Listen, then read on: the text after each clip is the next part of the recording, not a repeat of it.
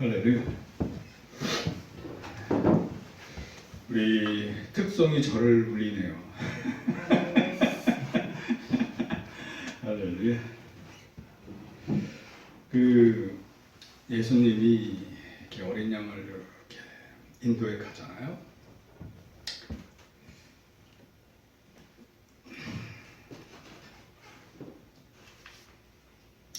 이게 성화 같은 거 보면 예수님이 이렇게 양들을 이끌어 간단 말이에요. 그렇죠? 네. 예. 근데 그 예수님의 자리를 올라가시면서 저 같은 사람한테 맡겼단 말이에요. 그런 저나 강 목사님 같은 사람. 근데 제 저나 강 목사님은 제가 봐도 별로 그렇게 대단한 인물들이 아니에요. 너무 형편없어요, 사실.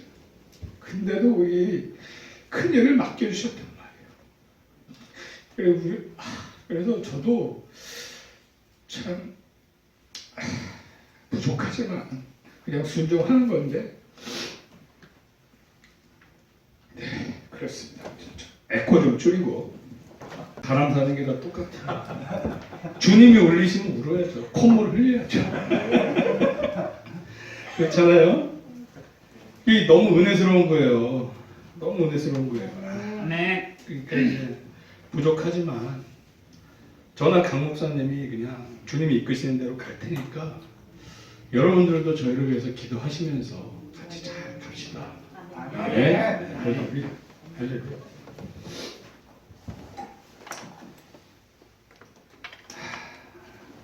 참 너무나도 연약하고 부족한데도 이렇게 귀한 직분을 맡겨주셔서 참 그 은혜가 한량없습니다. 네, 그 요한복음 강해 3장 22절부터 30절까지 나가고요. 그리고 부활의 의미에 대해서 잠깐 생각해 보도록 하겠습니다. 22절 말씀을 보면 그 후에 예수께서 제자들과 유대 땅으로 가서 거기 함께 유하시며 세례를 베푸시더라. 그러니까 예수님께서 이제 세례 요한한테 세례를 받고, 그러니까 세례 요한이 어떻게 내가 주님을 세례를 주겠나이까 하는데 하나님의 의를 이루기 위해서 하여라. 그래서 세례를 받으시고 성령님이 비둘기같이 임하시고 이제 하나님 일을 시작하기 전에 이제 이렇게 세례를 받으시죠. 그 세례를 받으신 목적은 우리로 하여금 본을 보이시기 위해서예요. 그러니까 예수님은 죄가 없기 때문에 세례 요한에게 받는 죄사함의 세례 같은 게 필요가 없어요, 사실. 그럼에도 불구하고 우리에게 본을 보이시기 위해서 세례 요한에게 세례를 받으시고 성령님의 임하심을 보여주세요. 그래서 우리도 예수님 믿고 제사함 받고 성령 세례 받는 것까지 그냥 예수님이 하신 것처럼 우리는 그 절차를 따라가면 돼요. 그 이후에 예수님께서 이제 제자들과 이제 세례를 베푸셨는데 4장 2절 말씀을 보면 4장 2절 말씀 제가 읽어드릴게요. 예수께서 친히 제가 쓰는 성경에는 침례인데 또 세례라고 쓰시는 분들도 세례고, 그러니까 같은 의미니까 그냥 부담 안 가셔도 돼요. 예수께서 친히 침례를 베푸신 것이 아니요 제자들이 베푼 것이라, 이런 구절이 있어요. 그래서 제가 보기엔 이건 그런 것 같아요. 지금 이 3장 22절에서는 예수님께서 제자들한테 침례를 본을 보이시고 가르치시면서 같이 행하시고 그 이후에는 제자들한테 맡기신 것 같아요. 왜냐하면 이 물 세례는 세례 요한이 했었고 예수님이 행할 세례는 성령님으로 주시는 세례란 말이에요. 불러주시는 세례란 말이에요. 이거는 오순절 성령님 강림 이후에 하나님 우편에서 예수님께서 직접 성령님을 보내주셔서 우리에게 행하실 세례거든요. 예수님은 이제 그 일을 하실 거기 때문에 그냥 이 죄사함의 세례, 회개의 세례는 그냥 제자들한테 이때 본을 보이시고 4장 2절에 보면 맡기신 것 같아요. 저는 그렇게 해석이 됩니다.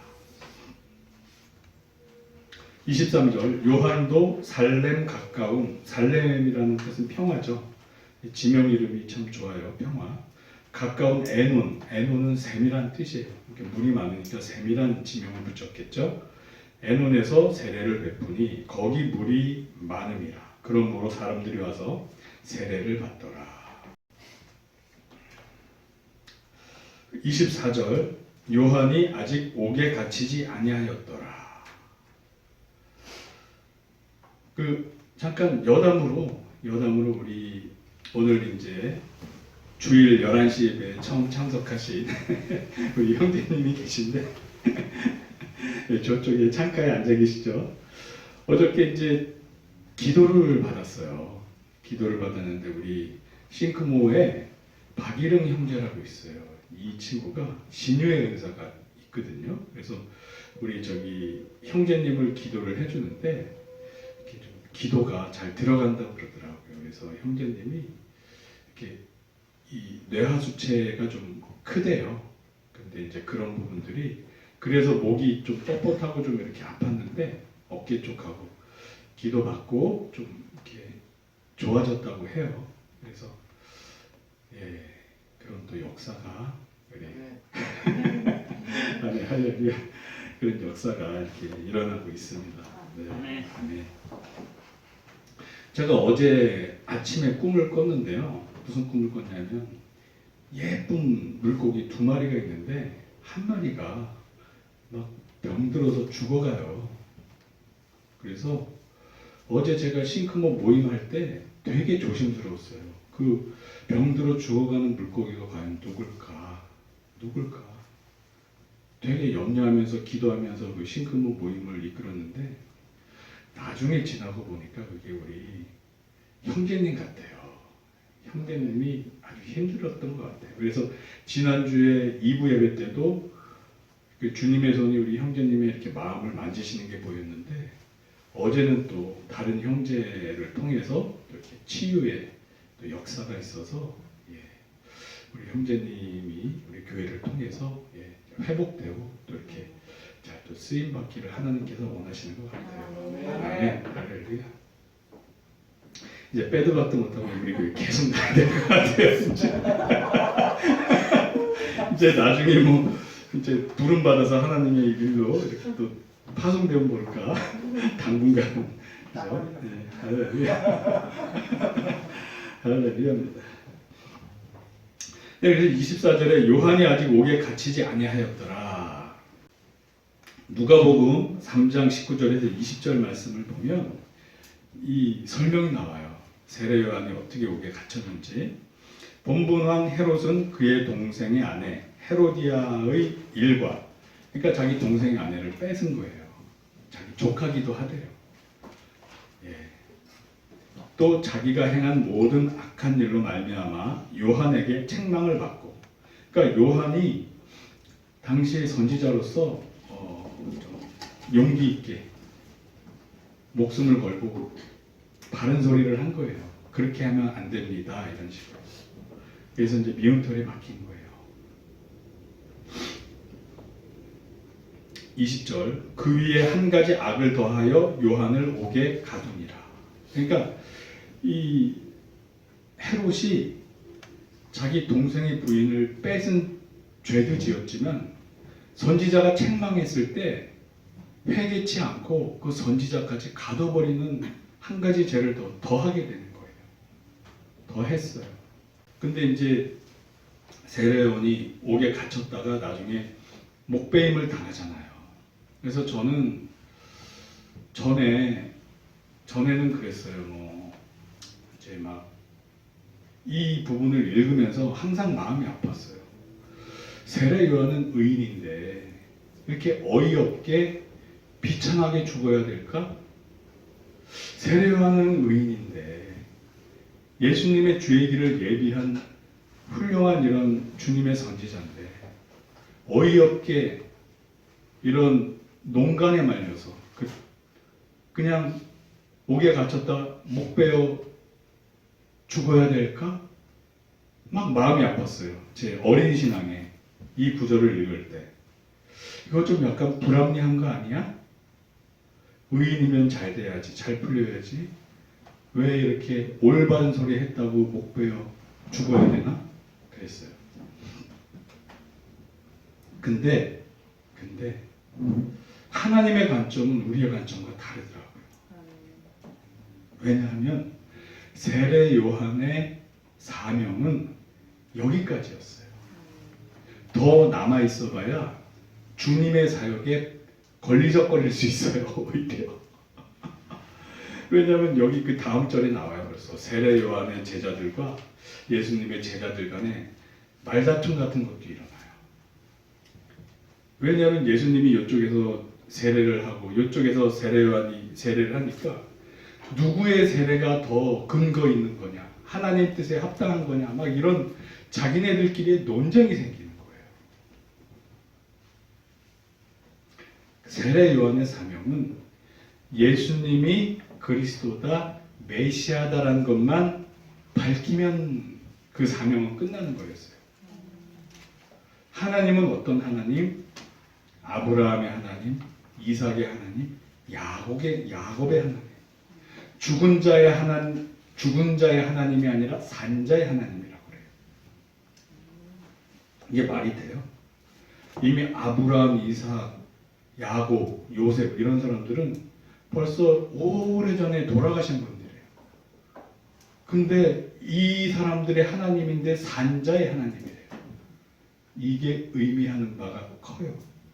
하나님의 관점에서는 산자와 죽은 자가 별 상관이 없어요. 하나님에겐 모두 다 산자예요. 아멘. 아멘. 아브라함, 이삭, 야곱은 천국에서 주님과 함께 살아있는 거예요. 그냥 이 땅에 사나 천국에 사나 하나님 관점에서는 별 차이가 없어요. 그렇기 때문에 세례 요한, 너 네 임무 끝났지? 이제 올라와. 이거예요, 이거. 그래서 저나 강 목사님 같이 하나님의 사명을 받은 사람은 우리 사명이 끝나면 그냥 하나님이 부르시면 올라가야 돼요. 올라가야 돼요. 사명이 끝나면. 또는 사명에 불순종하면 그냥 와라. 너 그 땅에 있어봐야 덕이 안 된다. 그냥 와라. 그러니까 불순종하다가 죽을 뻔했잖아요. 혈액암 3기로 죽을 뻔했잖아요. 기적을 베풀리라. 하나님의 음성을 듣고 살려주시겠구나. 죽기 전에 제대로 하나님 일 좀 해보자. 나도. 그래야 나중에 하나님 앞에 갔을 때 뭐 할 말이라도 있을 거 아닌가. 불순종하다가 구원조차 못 받지 않을까. 그랬었어요. 영혼이 말라가고 죽어갔어요. 그러니까 그런 죽을 병도 걸리는 거예요. 그래도 이 미련함이 주님의 채찍을 맞아 깨닫게 돼서 회심하고 돌아오게 됐다는 것은 너무너무 감사한 일이에요. 아멘. 너무너무 감사한 일이에요. 제가 저를 알아요. 주님의 이런 채찍이 아니면 고집도 세고 미련퉁이기 때문에 세상에 욕심도 많고 순종을 잘 할 타입이 아니었어요. 제가 저를 너무 잘 알아요. 그래서 이렇게라도 때려서 저를 다시 돌아오게 해주신 게 저는 너무너무 감사해요. 아멘. 아멘. 그러니까 아까도 막 우리 상태웅진님 특송할 때 그런 그 주님이 양을 이렇게 끌고 가는데 그 주님 자리에 이제 제가 대신 딱 들어가는 그런 걸 이렇게 보이시더라고요. 그러면서 눈물이 나는 거예요. 야, 나 같은 사람을 불러주신 은혜가 너무 크다. 불순종의 종을 그래도 버리지 않으시고. 아멘. 아멘이에요. 그 저뿐만이겠어요. 각자가 만인 제사장이고 다 주님의 사명이 있으신 분들이기 때문에 각자 자기의 사명을 깨달아서 순종을 하셔야 돼요. 아멘. 아멘.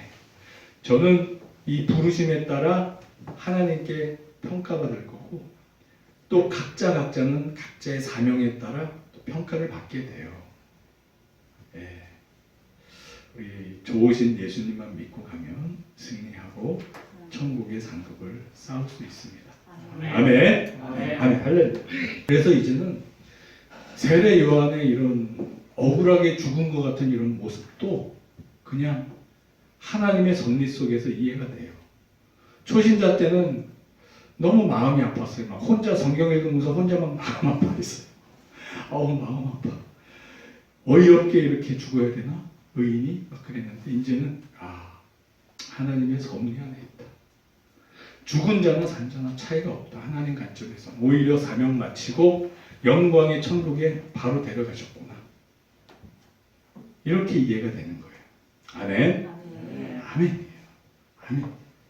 그래서 사도 바울도 빨리 천국 가고 싶어 했잖아요. 사도 바울도 빨리 천국 가고 싶어 했어요. 근데 다만 이 땅의 사명 때문에 또 그런 얘기를 하잖아요. 내가 빨리 가도 좋고 이 땅에 남아도 좋다. 네, 저와 여러분들이 이런 사도 바울의 믿음의 분량까지 다 자라나시길 축복합니다. 아멘. 아멘. 25절 이에 요한의 제자 중에서 한 유대인과 더불어 정결 예식에 대하여 변론이 되었더니 벌써 이제 요한의 제자가 이제 막 정결 예식에 대해서 막 변론을 하게 돼요. 26절 그들이 요한에게 가서 이르되 랍비여 선생님과 함께 요단강 저편에 있던 이 곧 선생님이 증언하시던 이가 세례를 베풀매 사람이다 그에게로 가더이다. 그러니까 이제 벌써 이 세례 요한의 제자가 예수님과 그 제자들이 세례를 베푸는 것에 대해서 이제 의문을 제기하기 시작하는 거예요. 이런 일이 발생을 하는 거예요. 자, 그런데 이렇게 물세례하는 근거가 에스겔서에 나와 있죠. 36장 25에서 27절 말씀이 있는데 제가 읽어드릴게요. 맑은 물을 너에게 뿌려서 너희로 정결하게 하되 곧 너희 모든 더러운 것에서와 모든 우상 숭배에서 너희를 정결하게 할 것이며 그러니까 물로 정결하게 해준다는 말이 에스겔에 이미 예언이 돼 있었어요. 그리고 26절 또 새 영을 너희 속에 두고 새 마음을 너희에게 주되 너희 육신에서 굳은 마음을 제거하고 부드러운 마음을 줄 것이며 또 내 영을 너희 속에 두어 너희로 내 율례를 행하게 하리니 너희가 내 규례를 지켜 행할지라. 그러니까 성령님을 보내주실 것도 예언이 돼 있어요. 아멘. 아멘. 은혜 받는 건 좋은데 코 푸는 게 귀찮아요. 할렐루야. 27절 요한이 대답하여 이르되 만일 하늘에서 주신 바 아니면 사람이 아무것도 받을 수 없느니라. 이게 세례 요한의 위대성이에요. 세례 요한의 위대성이 여기서 나와요. 이 제자들이 와서 의문을 제기하잖아요. 예수님의 세례에 대해서 의문을 제기하잖아요. 근데 세례 요한이 뭐라고 답변을 해요? 하늘에서 주신 바 아니면 사람이 아무것도 받을 수 없느니라. 즉 예수님께서 세례를 베푸신 것은 하늘에서 받은 거다 라고 얘기를 해요. 이 세례 요한이 위대성이 여기서 나와요. 결코 예수님과 경쟁하려 하지 않아요. 자기의 임무는 예수님의 길을 예비하는 거라는 것을 너무나도 명확하게 알고 거기에 충실해요. 감히 예수님의 범위에 발을 한 끗도 담그지 않아요. 나는 그분의 신발끈도 풀지 못할 정도라고 스스로 겸비하게 겸손하게. 할렐루야. 아멘. 저희 같은 사람들은 더 조심해야 돼요. 주의 종들은. 자칫 잘못하다가 이단 교주가 되면 이걸 막 침범하는 거란 말이에요. 내가 보혜사다. 이 참, 이 귀신 씨나라 까먹는 소리예요. 뭐예요 이게? 예? 성경의 보혜사는 딱 두 분이에요. 예수님 첫 번째 보혜사, 두 번째 성령님. 지가 무슨 이게 뭐라고? 자기가 보혜사래. 개 풀 뜯어먹는 소리예요, 그렇죠? 아이고 예. 아무튼 이 세례 요한의 위대성이 여기 나와요. 28절. 내가 말한 바 나는 그리스도가 아니요 그의 앞에 보내심을 받은 자라고 하는 것을 증언할 자라. 증언할 자는 너희니라. 그러니까 세례 요한이 자기 제자들한테 가르치는 거예요. 나는 그리스도가 아니고 그를 예비한 자라는 것을 너희들도 알고 가르쳐라. 다른 사람들한테 선포하라. 예, 이거예요. 이거. 그래서 주의 종들이 조심해야 될 게 어느 순간 은사도 받고 막 이런단 말이에요. 그러면 착각을 하면 안 돼요. 이 은사는 온전히 오롯이 하나님께서 와서 받은 거예요. 설령 내가 신의 은사가 있어서 누굴 치료해줬다? 내가 으쓱할 필요가 없어요. 단지 는 도구. 제가 말씀을 잘 풀어서 전달하지만 이 지혜와 지식의 말씀의 은사는 하나님께 받은 거예요. 아멘. 그래서 내가 이거 갖고 괜히 어깨에 힘주고 으쓱하면 이것도 위험해지는 거예요. 그 순간. 아멘. 위험해지는 거예요. 위험해지는 거예요. 아 주여. 제가 얘기해놓고도 부담스러워요 사실. 주여.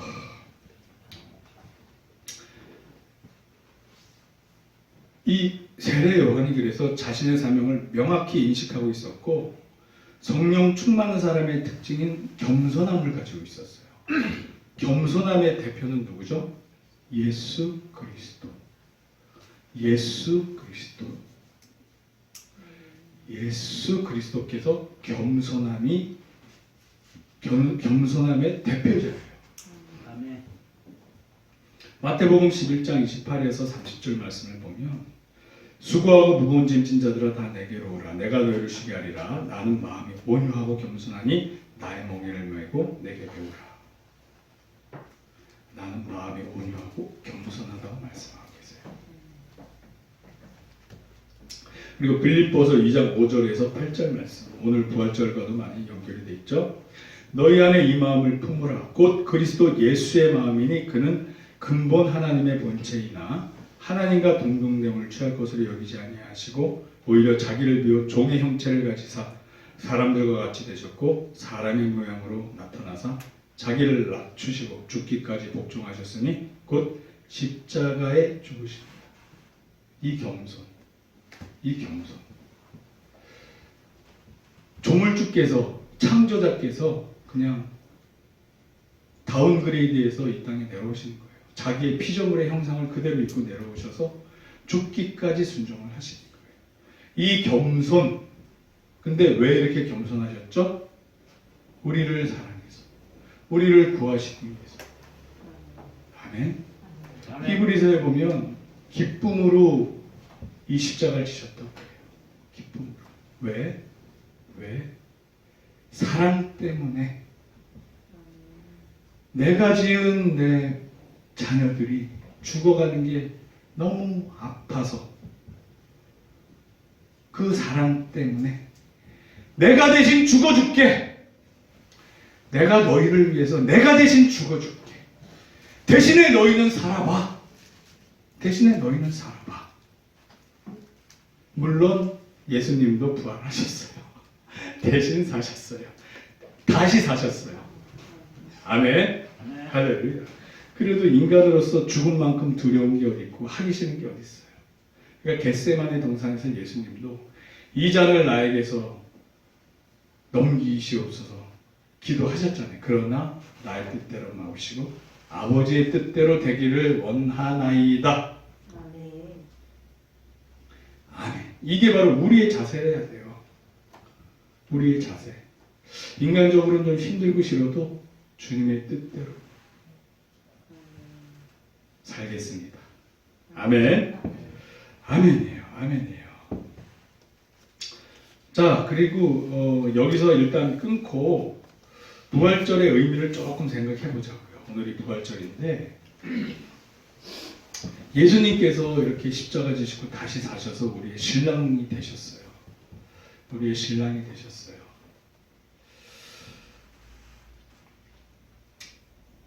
예수님은 부활이시다. 예수님은 부활이요 생명이시다. 요한복음 11장 25에서 26절을 보면 예수께서 이르시되 나는 부활이요 생명이니 나를 믿는 자는 죽어도 살겠고 아멘. 무릇 살아서 나를 믿는 자는 영원히 죽지 아니하리니 이것을 내가 믿느냐. 아멘. 아멘. 그러니까 예수님께서 그냥 대놓고 말씀하세요. 나는 부활이요 생명이라고 말씀하세요. 그러니까 예수님을 믿는 모든 사람은 같이 생명을 얻고 부활을 해요. 아멘. 아멘이에요. 그래서 이 부활의 의미가 가장 잘 나타난 데가 제가 보기에 고린도전서 15장 13절에서 20절 말씀이에요. 고린도전서 15장 13절에서 20절 말씀. 그러나 이제 그리스도께서 죽은 자 가운데서 다시 살아나사 잠자는 자들의 첫 열매가 되셨도다. 아멘. 할렐루야. 할렐루야. 할렐루야. 그러니까 이제 첫 열매가 되셨어요. 우리는 이제 예수님 이후에 열매가 됩니다. 아멘. 아멘. 그러면 이렇게 부활을 증거하면 은혜를 받아요. 그럼 어떠한 기적이 일어나느냐? 사도행전 4장 33에서 35절 말씀을 보면 사도들이 큰 권능으로 주 예수의 부활을 증언하니 무리가 큰 은혜를 받아 그 중에 가난한 사람이 없으니 이는 밭과 집 있는 자는 팔아 그 판 것의 값을 가져다가 사도들의 발 앞에 두매 그들이 각 사람의 필요를 따라 나누어 주니라. 아멘. 그러니까 이게 현실 불가능한 일이 일어났어요. 하나님도 사유재산 다 인정하셔요. 구약 때부터. 지파별로 땅도 나눠주고 다 그랬잖아요. 이거는 천국에서나 일어날 일이 일어났어요. 자기 욕심을 버리고 재산을 다 팔아서 사도한테 갖다 줘요. 사도가 그 돈을 가지고 필요한 사람을 나눠줘요. 이거는 성령 충만할 땐 가능해요. 성령 충만이 식으면 또 이 돈 갖고 지지고 먹고 싸워요. 교회 내에서. 맞잖아요, 여러분. 많이 모아 오셨잖아요. 이거는 완전 성령 한 사람도 빠지지 않고 모두가 성령 충만하면 이런 천국이 이루어져요. 개인의 유익을 구하지 않고 가능해요. 그래서 공산주의가 허구라는 거예요. 불가능한 일을 이론으로 만들어 놓고 추구를 해요. 결국 그래서 불합리한 게 일어나요. 하나님은 사유재산을 인정하셨잖아요. 열심히 일한 사람이 더 많이 벌고 능력의 차이를 다 인정하셨단 말이에요. 그래서 고아와 가부를 돌아보라고 그랬지 강제로 다 사유재산 없애고 뺏어서 공평하게 나누라고 하지 않았어요. 그래서 공산주의가 기독교 교리와 배치가 되는 거예요. 결국 그래서 현실에서 사회주의 공산주의가 현실은 어떻게 일어났어요? 독재자, 적그리스도의 상징만 나타나잖아요. 교회 없애고 핍박하고 수탈하고 자기네들의 권력 횡포를 부리고 수용소 만들어서 죽이고 유물론으로 시작했기 때문에 하나님이 주신 생명의 존귀함을 인정치 않기 때문에 내 의견과 반대하는 자는 파리 목숨 막 죽여도 돼. 죽여도 돼. 역사가 증언하고 있잖아요. 러시아 역사, 중국 역사를 보세요. 인터넷에만 쳐봐도 몇 천만 명씩 죽어가는 걸 알 수 있어요. 우리나라 인구가 막 다 죽은 거예요. 그래서 항상 뭐든지 그 근원을 파고 들어가서 봐야 돼요. 하나님을 인정하는 그런 거를 봐야 돼요. 그렇습니다. 뭐 어디까지 가다 뭐 어떤 얘기를 이 말이 하는지 모르겠는데 각 사람의 필요를 따라가 이 천국이 일어날 수 있는 유일한 케이스. 모든 사람이 성령 충만하면 돼요. 그래서 이 땅에서는 이러한 유토피아가 일어나기가 불가능해요. 순간적으로 단기간에 소규모로는 일어날 수 있어요. 이렇게 예루살렘 교회에서 같이.